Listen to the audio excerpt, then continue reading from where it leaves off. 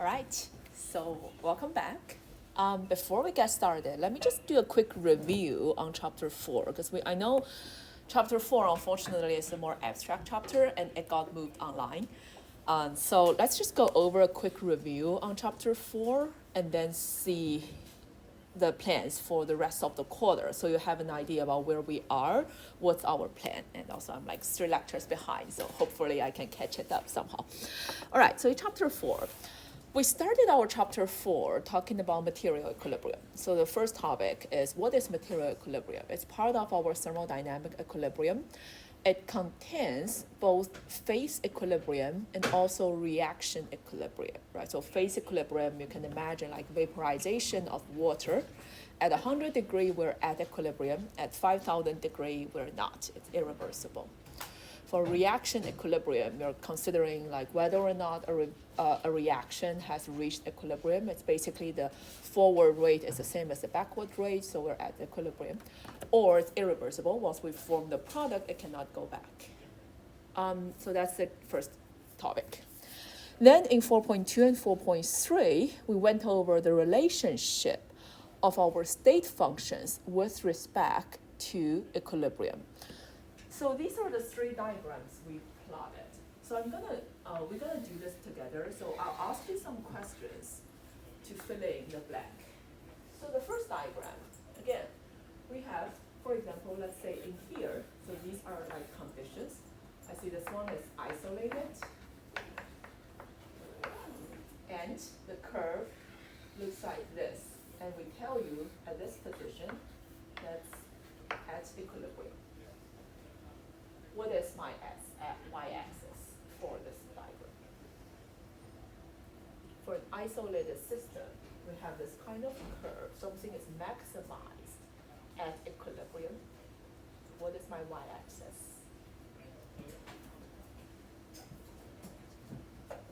Want to take a guess? Come on. Yeah, it's entropy, right? So we know that entropy is maximized at equilibrium. In addition, since we're like keep going up, now prior to equilibrium, we know that ES is larger than 0 prior to equilibrium, right? Later on, we have 2 new state functions that tells us about material equilibrium. New state functions we defined. So again, let's say this is my time. Now my y-axis I give you to be g. And we tell you this one is constant temperature and pressure isolated system. So I can also ask you to draw the diagram in how my Gibbs free energy is going to change with respect to time at constant Tp for an isolated system, and then label where equilibrium will take place. Right, so that's another way we can ask you this question, and that's, well, going down. And when it's minimized, we have dg equals to 0, minimized at equilibrium. Right, and prior to equilibrium, we have dg smaller than 0. Right. Alternatively, we could also give you the plot, time A, and I tell you this is the plot that it looks like. And tell me at which condition this plot is true when we're plotting the Helmholtz free energy versus time. Right, so for Helmholtz free energy, that's for isolated system and constant temperature and volume. All right, so that's the chapter 4.2 and 4.3, when we define our Gibbs free energy, our Helmholtz free energy, and their relationship to material equilibrium. And then later on in chapter 4.4, unfortunately, that one is more math dense, and that's the one we moved online. So I just want to go over all the derivation with you one more time to make sure we're on the same page. So the whole point of chapter 4.4 is to give us a way to describe the relationship of thermodynamic properties or our ultimate goal is to get an idea about how does my state functions like U, H, A, and G change with respect to temperature, volume, and pressure, right? So these are the things of real interest, and these are the things like we care about. But it's not always straightforward to design experiments to measure their change with respect to like volume, temperature, or pressure. Temperature is more straightforward, it's more related to heat capacity, but their dependence on volume and pressure may not be straightforward. So for that purpose, we started from our basic equation, and then we derived our set of Gibbs equations. So basically it's using the definition of H, A, and G to express them in the form of the differential equations. And we end up having the Gibbs equations telling us what's the differential of my internal energy, of my enthalpy, Helmholtz energy, and Gibbs free energy, right? From the Gibbs equation, we then used the fact that we can write our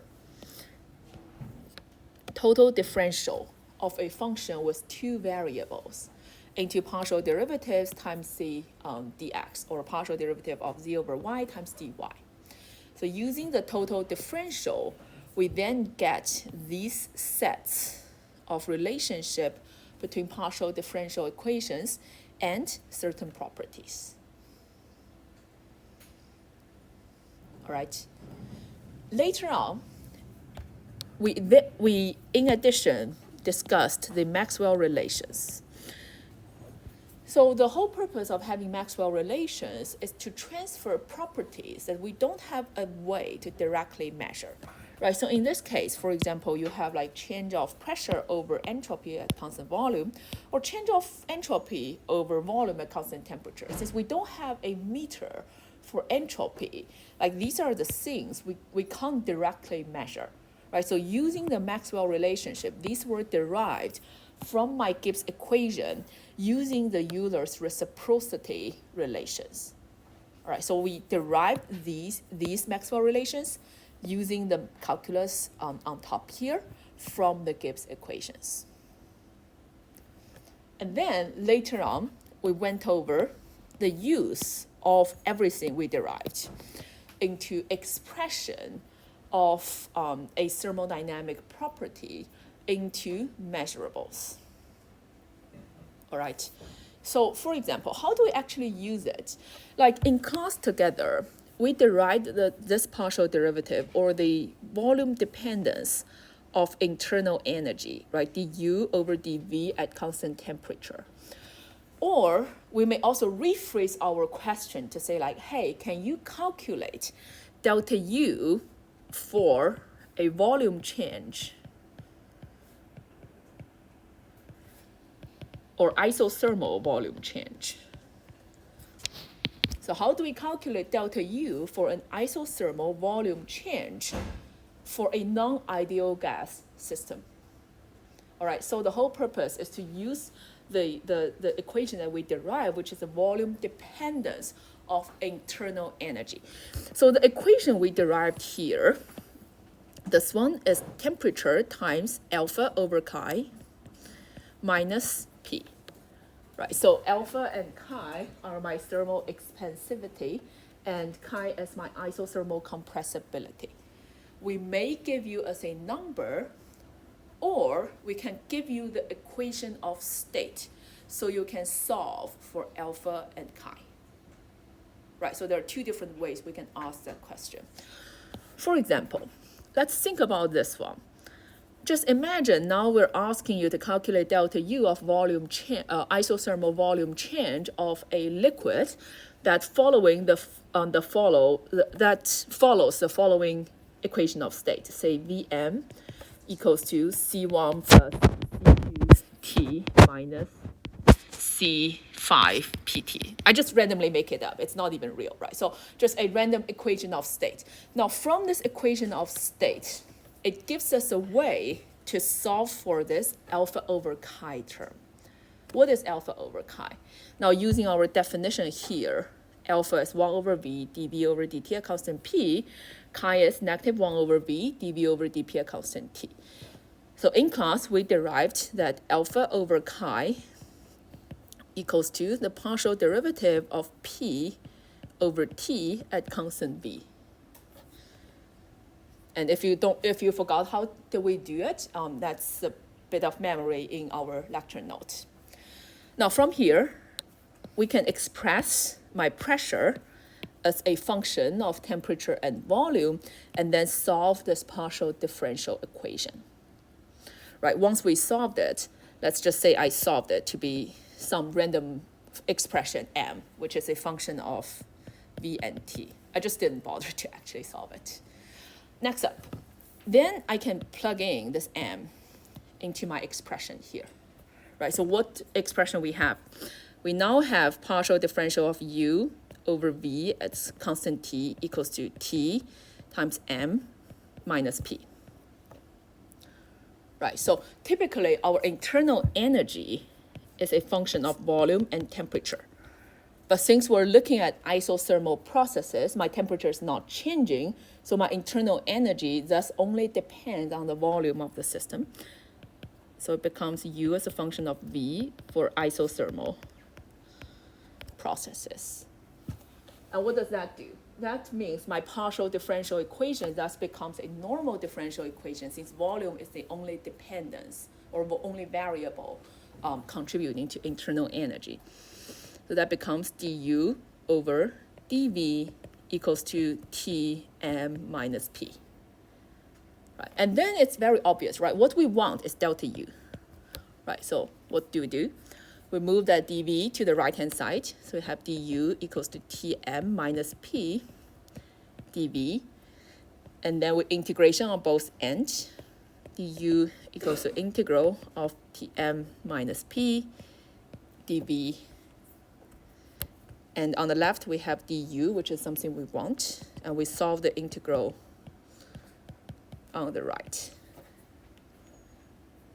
All right, so this is how we use the volume dependence of internal energy to help us to solve a specific change of state, of the change of a state function. Obviously, we can do the same for enthalpy, for entropy, Gibbs free energy, Helmholtz energy, etc. Right, so volume, pressure, and temperature dependence of our state functions. All right, so that's a quick review on our chapter 4.4. I can also upload this onto our shared drive. They're just not complete. I mean, I like to derive my own equation whenever I need it, but you can use it as a reference. All right, later on, we start talking about the material equilibrium. Right, so, and then in our last lecture, we start to talk about what are situations that's not at equilibrium. Right, so in that part, we defined our chemical potential. Right, so we have two different situations when we're talking about phase equilibrium, for example. The chemical potential itself is defined as a partial differential equation of Gibbs free energy over the change of the number of mole of the substances that are flowing between different phases or reactants that's involved in a chemical reaction. Now, this chemical potential has what kind of properties, right? What's the physical meaning of chemical potential? So we went over the derivation to show that chemical potential pretty much works similarly to temperature.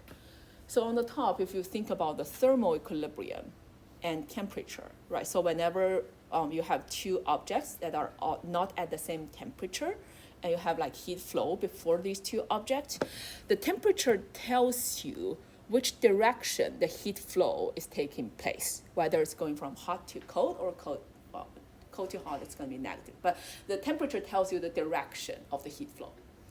Chemical potential works similarly. It's an intensive property that tells us what direction does my substrate flow in a phase equilibrium, right? So what that means is whenever you have a substance with higher chemical potential, the substance will flow to the phase with lower chemical potential, right? So that's the analog that helps you to understand the physical meaning of chemical potential. And as a final conclusion, right, so I just want to quickly remind people, we can have more than two phases that are in equilibrium with each other. In fact, the maximum, we can have three phases in equilibrium with each other, right? So in a closed system, in thermodynamic equilibrium, the chemical potential of any given substance is the same in every phase in which the substance is present. So if I give you a example, right? For example, we can have a substance called smiley face. It might be an extraordinary new material. Now we know in the solid phase of this new material, there are three different types of crystal structures, right? So representing three different solid phase of the smiley face. I'm just gonna call it phase 1, 2, and 3. Right, so at a certain point, my solid phase 1, 2, and 3 are in equilibrium with each other. And then what we know, we can write the chemical potential of my smiley face in three different phases to be equal to each other because they're in equilibrium with each other. All right, so what do we have? We have the chemical potential of my smiley face of my phase 1, or equal to the chemical potential of my smiley face of my phase 2, and chemical potential of my smiley face in phase 3. Or the other way we can ask you is, now imagine you have like a solid phase and liquid phase, and we tell you the reaction itself is condensation. So liquid goes to solid. We can ask you which one of these phases have higher chemical potential. All right, so different ways to ask the same question. So that's the phase equilibrium. As a final touch, we want to quickly introduce reaction equilibrium.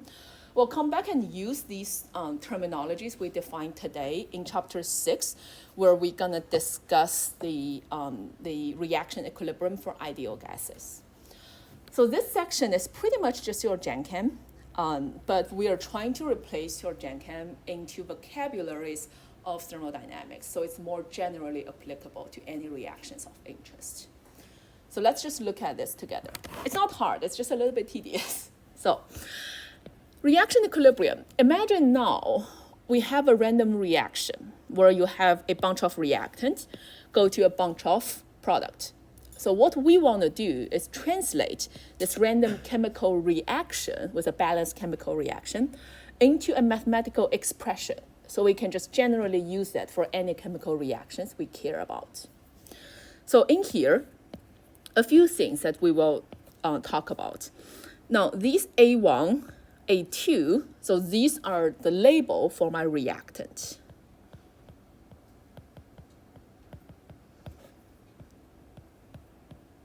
Right, it can be like H2 and O2 go to water, right? And then in front of A1 and A2, we have coefficients. A and B. On the right-hand side, likewise, we have products.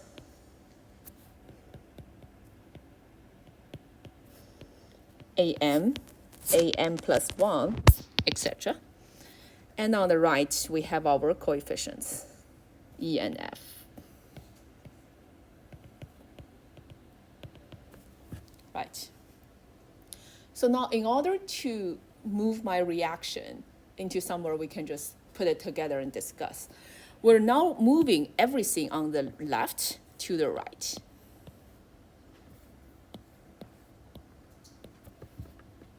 All right, or the other way to put it is your minus A, A1, minus B, A2 on both ends. And we end up having this new expression. What's the difference here? So all my product coefficients will stay the same. My EAM, FAM plus will stay the same. My reactant species will stay the same, but my coefficient becomes negative for my reactant. Right, so by moving my reactant to the right-hand side, we can then define our stoichiometric number, which is mu I. So the subscription I tells us, hey, that's the species we care about, just a random species, like a placeholder. or these stoichiometric coefficients are always negative for reactants, and it's always positive for products. All right, so for example, in this reaction, right, what is the stoichiometric coefficient for A1? That's negative A. And negative B for A2. And then E for AM, F for AM plus 1, etc. Or the other way is we can simplify the equation here into a more general expression to say that any reaction can be written as this form. Right, so we have 0 goes to the sum of I species, mu I, AI. Right, so mu I is our stoichiometric coefficient, negative for reactant, positive for product. AI just tells us which is the chemical species we're talking about, whether it's water, hydrogen, oxygen, nitrogen, etc. All right. Next up, we want to use, we also want to define the extent of reactions. So this part, now we have a way to express any chemical reaction in like this kind of mathematical expression. Next up, we want to define the extent of reactions. So the extent of reaction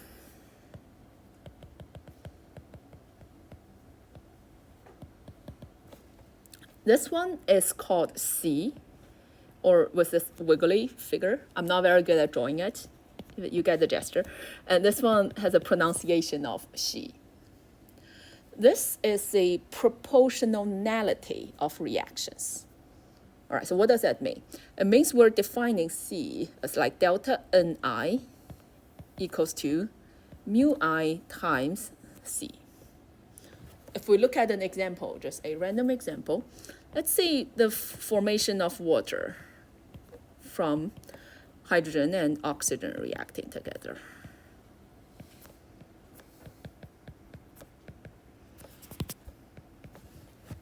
Let's say in this reaction, we're forming 4 more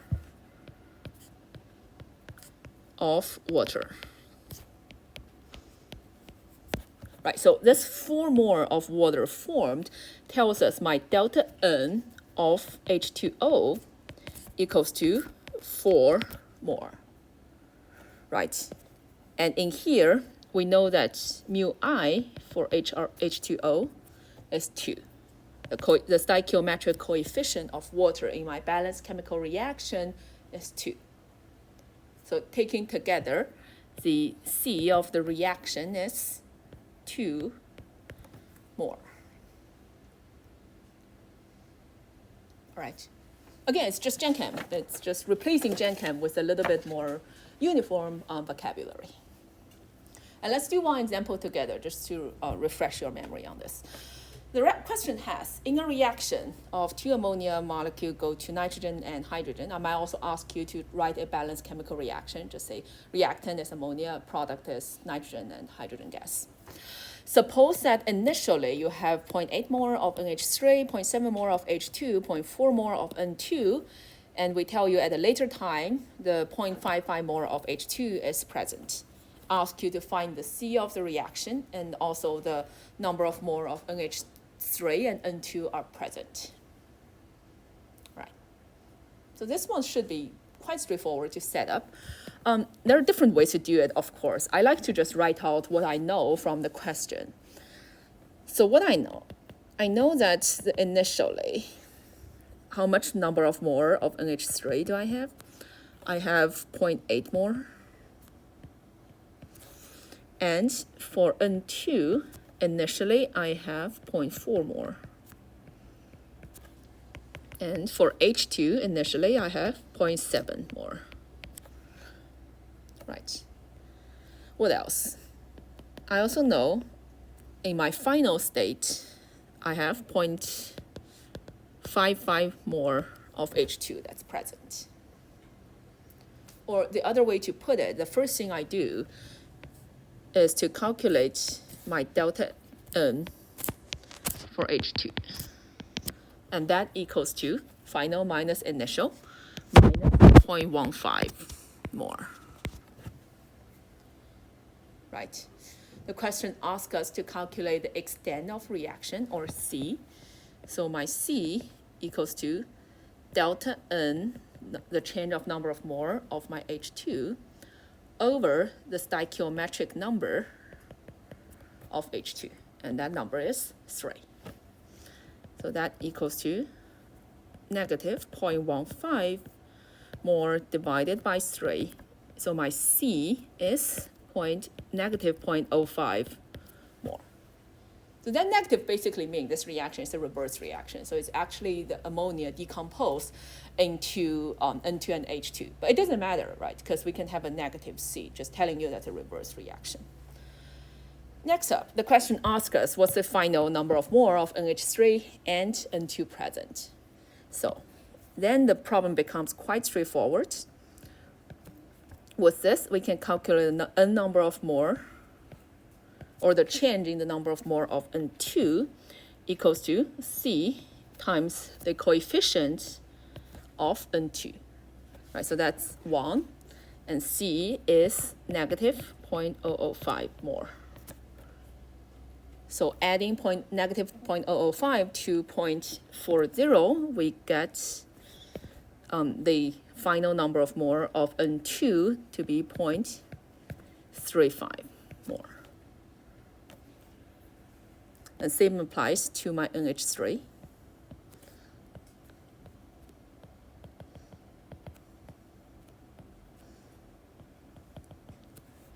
This one is negative 0.05 times, this one is 2, but it's a reactant, so that's negative 2. Right, so we add it to our result to get 0.9. Right. Nothing fancy. It's just like rephrase what you learned in general chemistry into like extent of reactions and stoichiometric coefficients. And as a quick summary, what we have here. Now remember, in our previous slide, we defined to be number of delta Ni equals to mu I times C, right? But if we're looking at infinitesimal change of the reaction, like if we're looking at infinitesimal change of my number of moles of my reactant or product, replacing that delta with differential, we have dNi equals to, your stoichiometric coefficient is a constant. That's not going to change whether we have 1 mole of reaction or like infinitesimally small amount of reaction going on. So mu I and differential of C. Right, and the only difference between these two equations is that this one is the integration of the right equation. So you take the integral on both ends, you get that one. And this is one of those equations, like you want to know what each term is, like this one. It's the change in moles of species I. That's the stoichiometric coefficient. And that's our infinitesimal extent, change of the extent of the reaction.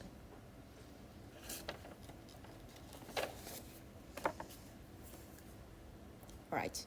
And then linking the reaction equilibrium to chemical potential, we also have this expression that the condition of a chemical reaction equilibrium in a closed system is reached when this sum goes to 0. It's a similar equation as we see with the phase equilibrium. We'll see more application of this equation in chapter 6. Or the other way to put it is when this reaction is at equilibrium. Again, this is just a general form of whatever reaction we're interested in. The sum of the stoichiometric coefficients of species I times the chemical potential of that species I must add up to be 0.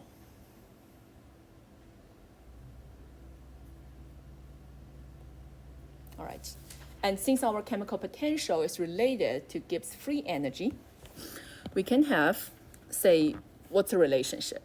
We know that dG equals to negative SdT plus VdP plus mu I dNi, right? That's our summation of the chemical potential term.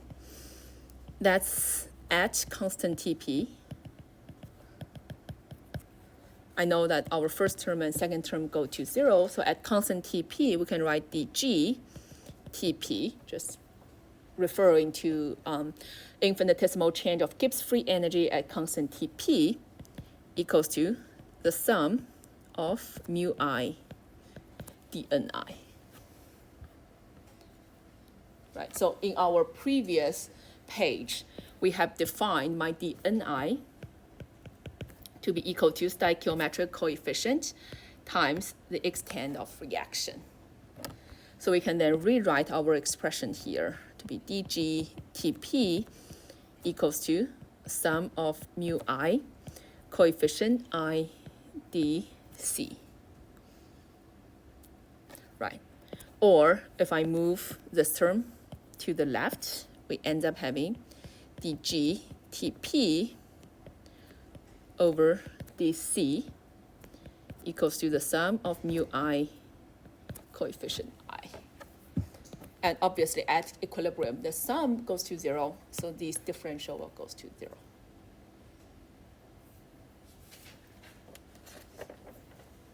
Nevertheless, we'll see more application of what we just defined later on in chapter 6 when we're talking about reaction equilibrium of ideal gases. So I think now it's a good time for me to go over my plans for the rest of the quarter. So far we finished chapter 4, right? So in chapter 1, we went over like equation of state, general terms in thermodynamics. Chapter 2, first law of thermodynamics, internal energy, work, and heat. Chapter 3, entropy, like what is entropy? Second law of thermodynamics, heat engine. Chapter 4 is what's the relationship of all these equation of state, and how do we link this equation of state to material equilibrium, right? We're slowly moving on to what chemists care about. So in this lecture, well, in what we just did, we built a link between the delta G of the reaction over the extent of the reaction that's linked to the chemical potential, or tells us which direction the reaction is going. Right? So in this chapter, chapter 5, we'll spend time to talk about how to calculate standard enthalpy of reaction, conventional entropy of a substance, standard Gibbs free energy of a reaction. Then, in chapter 6, with the calculated standard Gibbs free energy of the reaction, how do we translate that Gibbs free energy into reaction equilibrium?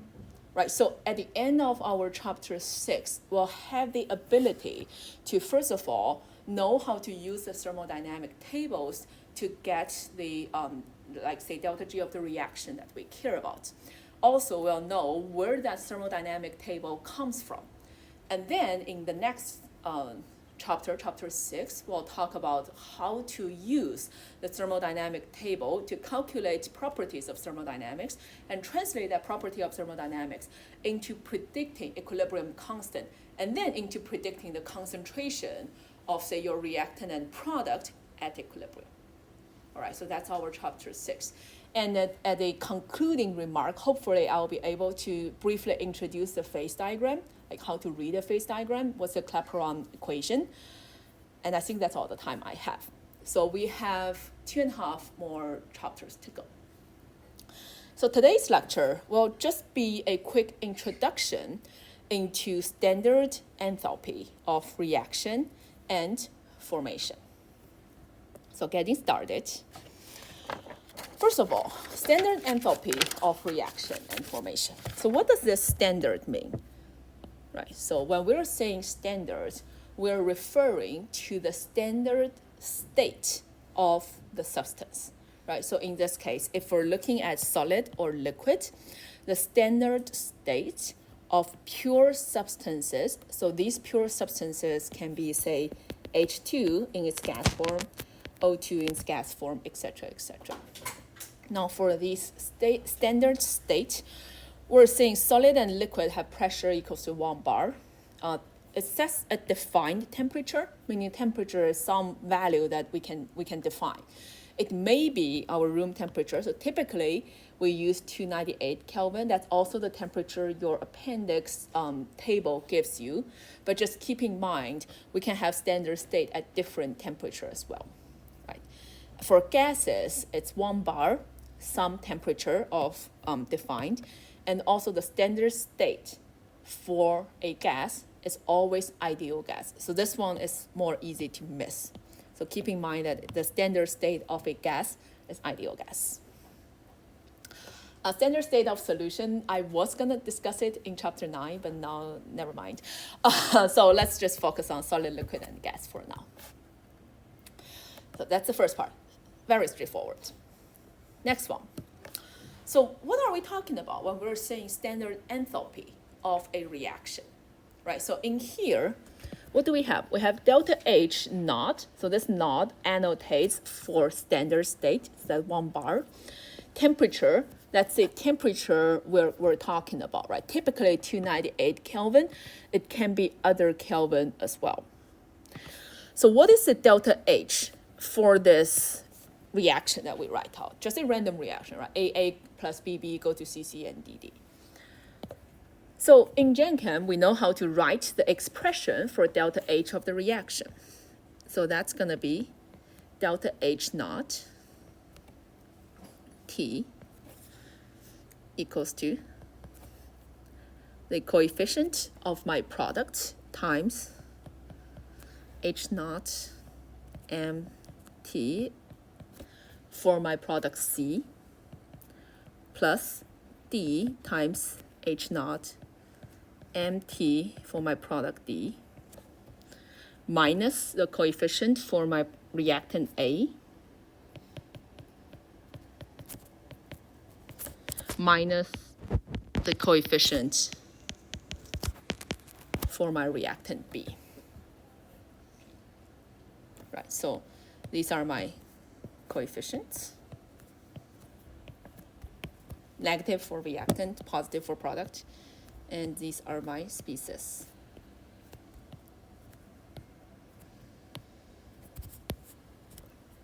Or instead of writing every term out, we can always write it so as a general form.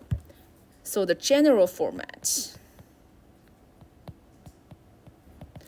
for a reaction, that's 0 go to sum of all stoichiometric coefficient AI. So this A tells you which substrate we're talking about or which substances we're talking about. We can write the delta H of the reaction at certain temperature T equals to the summation of mu I H naught MTI. So this is one of those equations, it looks very straightforward, but within it, you want to know what each subscription and superscription mean so you don't get confused. Like for example, if you put this equation on your equation sheet, you want to make sure you understand every term in this equation so you don't get lost in like, when should I use it, right? How can I use it? So if we go over it one by one, first one, this summation tells me I'm sum over all my reactant and product in this reaction, in this general form of the reaction. This one, that's our stoichiometric coefficient.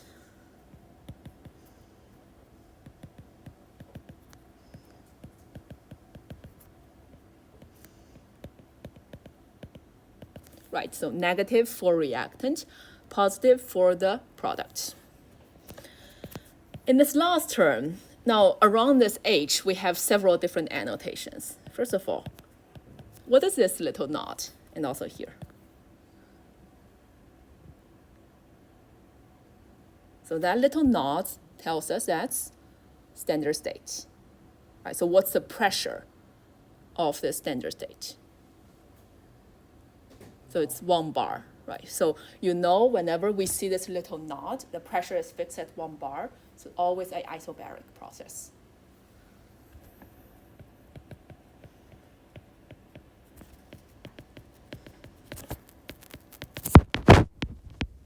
or we have pressure as a defined number, right?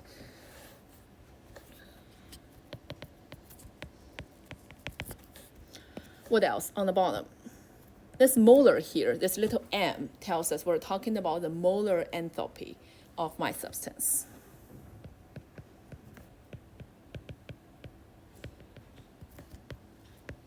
So what is our molar enthalpy? So H molar enthalpy equals to H divided by number of mole of your species I.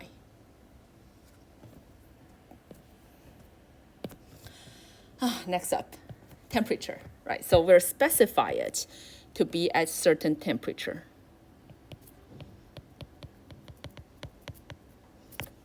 Right, so temperature is not changing when we're describing this reaction. Or the other way to put it is isothermal at temperature T.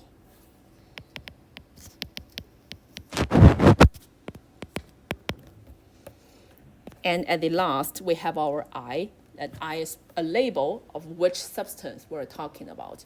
And we're summing all the I's in my reaction.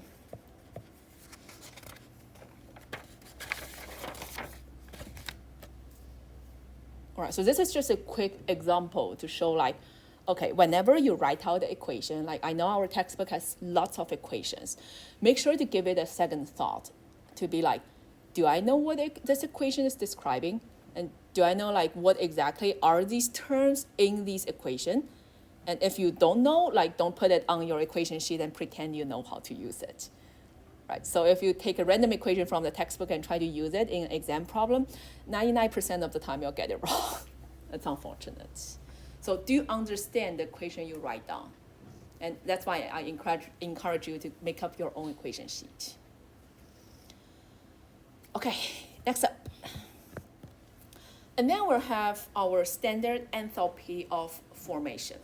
So in this part, we'll first talk about what is standard enthalpy of formation, how it's being defined, why do we need the standard enthalpy of formation, and then how to use it by reading the standard enthalpy for formation from a thermodynamic table. And then in our next lecture, we'll spend a lot of time talking about how people experimentally measure the standard enthalpy of formation. All right, so today we'll look at the first three, which are the more straightforward one. First of all, what is standard enthalpy of formation? So the standard enthalpy of formation has this form. It's basically delta. F denotes for formation. The little knot tells you that's the standard enthalpy at certain temperature. So you can have different standard enthalpy of formation at different temperature. Again, our textbook appendix gives you those delta H at 298 Kelvin. And it's defined to be the enthalpy change when 1 mole of pure substance is formed from its elements in relevant form. So for example, if we're looking at formaldehyde, what we're having is in the standard formation of enthalpy of formaldehyde, it's basically a reaction coming from graphite carbon, H2 gas, and O2 gas. So these are the elements in their like elemental form. All right, so the delta H of this reaction is our enthalpy of formation.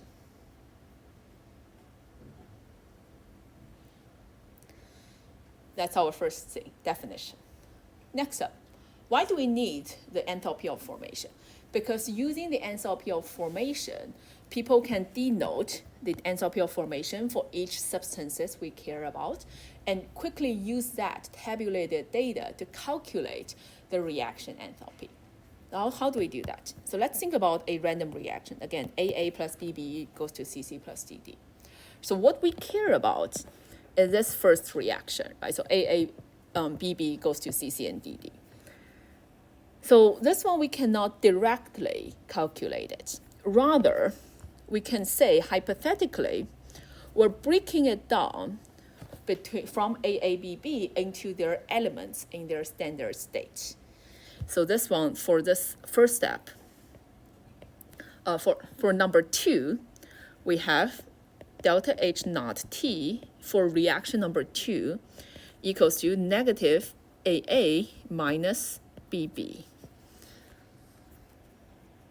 Or actually, we should write the negative A times delta formation of HT naught of A minus B of delta formation of HT naught of B. And then we can bring these elements back into our product, CC and DD. Right? We're not destroying any elements, right? So they're composed of the same amount of elements. So for 3, we have delta H naught T, 3, equals to C delta F H naught T C plus D delta F H naught T D. And what we want, my delta H naught T of my process 1, which is what we want, equals to the delta H naught T 2 plus delta H naught T 3. Right, so these adding together, what is that expression? That equals to the sum of my stoichiometric coefficient times the heat of formation of each substances. Right, so that's our coefficients. That's our stoichiometric coefficients. And these are my heat of formation of my species A, B, C, and D. All right. And then the more obvious question we can ask for this part is use the tabulated data to find the heat of a reaction, the standard heat of a reaction. So for example, a typical question would be use appendix data, which consists these results, to find the delta H of the reaction. For the reaction itself is a combustion of 1 mole of sucrose, 2 carbon dioxide, and H2O. All right, and the table gives you the heat of formation of each of the species we care about. Now, what do we do? First thing, we definitely need a balanced chemical reaction, right? So it's the combustion of my sucrose in oxygen. So this one, if you forgot how to write balanced chemical reactions, you might want to review it a little bit, because I do expect everyone know how to balance chemical reactions. So this one, the burning of sucrose plus oxygen goes to CO2 plus H2O.